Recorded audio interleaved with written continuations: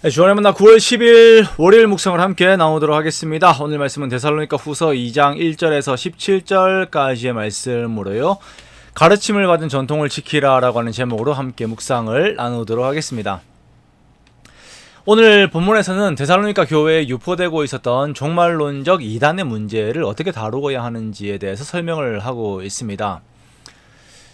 우리가 삶의 어려움을 직면하게 되면 종말을 더욱 바라게 됩니다. 그래서 일이 정말 어려울 때는 내일에 대한 기대감보다는 주님께서 빨리 오셨으면 좋겠다라고 하는 마음들이 생기게 되지요. 그래서 어쩌면 우리가 정말 옛날에 살기 어려웠을 때, 우리나라가 살기 어려웠을 때에 이렇게 종말론적 이단들의 꾀임에 성도들이 많이 이렇게 빠지지 않았는가라고 하는 생각들을 하게 됩니다. 저도 이제 교회 사역들을 하면서 너무나도 지칠 정도로 일이 많고 또 내일은 더 많은 일들이 나를 압박을 하는 그 상황들이 주어질 때에 동료 목사님들과 함께 했던 말들이 야 빨리 주님 오셨으면 좋겠다라고 하는 그런 말들을 한 적이 있었습니다. 이것이 피상적인 표현이 아니라 진심이었어요. 진심. 너무 힘들다 보니까 내일 이제 주님 오셨으면 좋겠다 막 그런 마음들이 들 때도 있었습니다.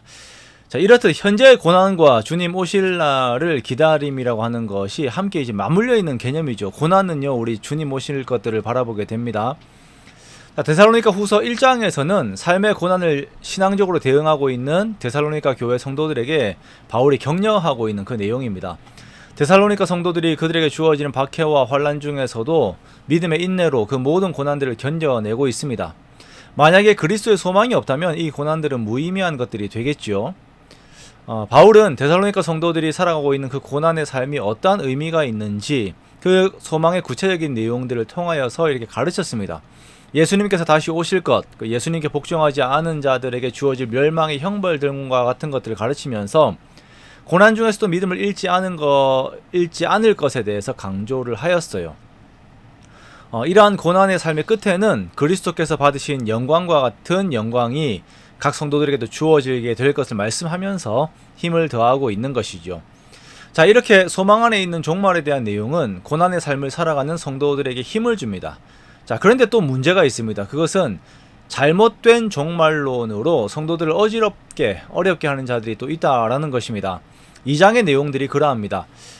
그렇지 않아도 고난의 삶을 살고 있는데 그 어려운 마음을 현혹하려고 하는 자들이 있는 것이에요. 사람들의 어려운 삶에 대한 상황들을 이용하여서 자신들의 이익을 찾으려고 하는 사람들이 있다라는 것입니다. 이 당시에 데살로니가 교회에 들어온 이단들의 주장이 정확하게 어땠는지는 잘 모릅니다만, 자, 이들은 아마도 지나치게 실현된 종말론을 주장했던 것과 그리고 부활이 이미 지나갔다라고 하는 미래를 바라볼 수 없게 만든 종말론이 그들의 주장이 되었을 것이다 라고 이렇게 봅니다. 이런 잘못된 종말론이 삶 속에 들어오게 되면 삶에 혼란이 주어지게 되죠. 주의 날이 이미 이르렀기 때문에 앞으로 오실 주님을 기다리는 그 삶, 그 삶의 노력들, 그 경건의 삶들을 다 놓쳐버리게 되는 거예요. 자, 그래서 바울이 다시 가르치는 것은 그날이 아직 이르지 않았다라는 것입니다. 예수님께서 오시기 전에 나타나는 큰 징조 중 하나는 큰 배교가 일어난다라는 것이에요. 이 배교는 개인적인 신앙의 일탈이 아니라 교회 공동체의 배교가 일어나는 것을 의미합니다. 자, 이러한 배교 안에서는 공동체의 분위기 속에서 불법의 사람이 일어나게 되며 그 사람이 자신을 하나님보다 높이며 성전에 앉아서 자신을 하나님이라 칭하게 될 것입니다. 그리고 결국 주 예수께서 그를 멸하실 것입니다. 데살로니가 성도들은 거짓 교사들의 가르침으로 인해서 흔들리고 두려워하고 있었습니다. 이미 종말이 왔다라고 하는데 그렇다면 나는 어떻게 살아야 하는 것인가? 내가 사는 이 삶이 맞는 것인가? 라고 하는 혼란들이 주어지게 되는 것이죠. 자, 이에 바울은 그러한 잘못된 가르침에 흔들리는 것이 아니라 바울의 가르침에 굳게 서라 라고 이렇게 고면하는 것입니다. 확고하게 믿음을 붙잡고 흔들리지 말고 서는 것이 데살로니가 성도들에게 가장 현재로서는 필요한 것입니다. 자, 여기에서 말씀하시는 전통을 지키라라고 하는 것은 종교적인 전통이 아니라 사도들로부터 받은 그 말씀을 굳게 지키라라고 하는 그 의미입니다. 자, 오늘날 우리들이 또한 또 다른 종말에 대해서 역시 많은 두려움들이 있습니다. 나의 개인적인 종말들 혹은 이제 전쟁으로 인하여서 요즘 세계적으로 전쟁이 많잖아요. 그 기후로 인해서 종말이 어떻게 찾아오는 것은 아닌가라고 하는 두려움들이 있고, 그 두려움은 또한 오늘의 나의 삶에 어떤 결정들을 하게끔 영향을 끼칩니다.